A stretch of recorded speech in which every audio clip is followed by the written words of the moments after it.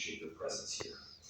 The letter of agreement marks a deal between the Police Federation and the City of Minneapolis involving both retention pay and recruitment pay, as well as clawing back some managerial authority so that our chief can make the best decisions around where and when to place officers in a more timely fashion. We need to attempt every available option at this point to recruit and retain police officers. We've lost around 40% of the officers within our department. We have fewer officers per capita than almost any major city in the entire country, and the impacts of those losses are felt by our residents every single day. If an officer isn't able to respond to a 911 call in a timely fashion or investigate a crime, there is someone that suffers because of it.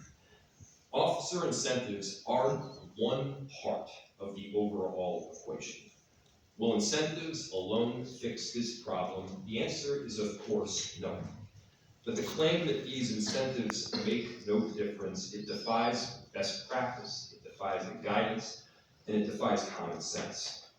We shouldn't be cherry-picking anecdotal stories from newsletters about what would or would not happen.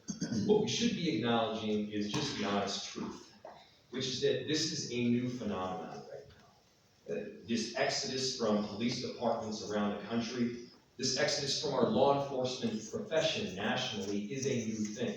And so the data that comes out of that exodus is also a new thing.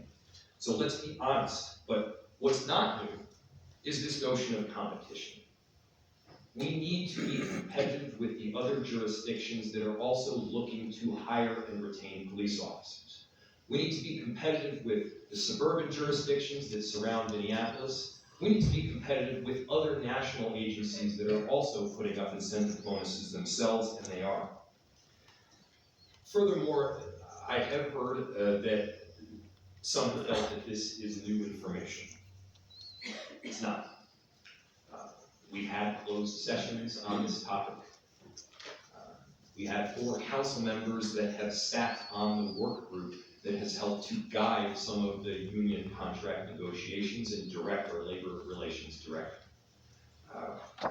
Back about a year ago, we had a discussion about the settlement of the contract agreement itself, and one of the requests that we got to our administration was to include council members in the process, and we did that. Not to mention, the negotiations themselves have been public. One of the first times that's happened in full. We posted them online, and as of, I believe, September 9th, we have posted online a clear strategy of, yes, recruitment and retention bonuses listed.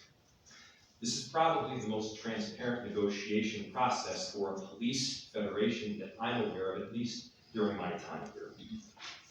Additionally, as you know, incentives are not the sole priority in terms of recruitment and retention of officers.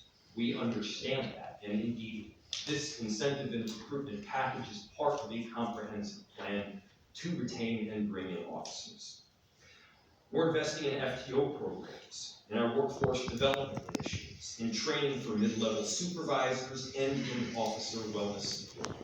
Many of these pieces have been presented and approved by council.